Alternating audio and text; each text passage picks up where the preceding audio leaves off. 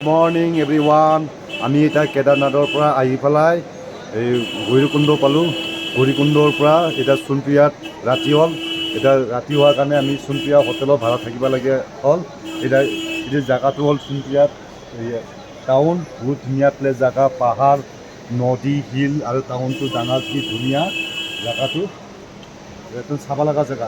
এনেকৈ ধুনীয়া পৰিৱেশ, পাহাৰৰ পৰা মানুহৰ ঘৰ ইয়াৰ পৰা ধুনীয়া লাগে আৰু চাবলৈ। ইমান ধুনীয়া পৰিৱেশ না, ভাল লাগে আৰু চাই আৰু নিজকে ভাল লাগিছে আৰু চাই আৰু।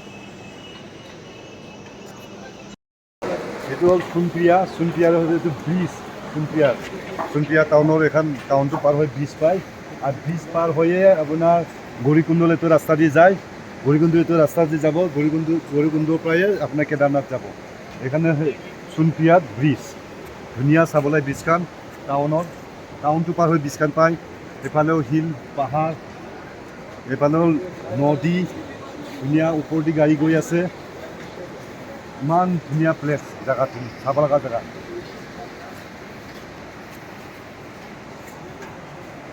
ইমান ধুনীয়া লাগে চাবা জেগাবিলাক।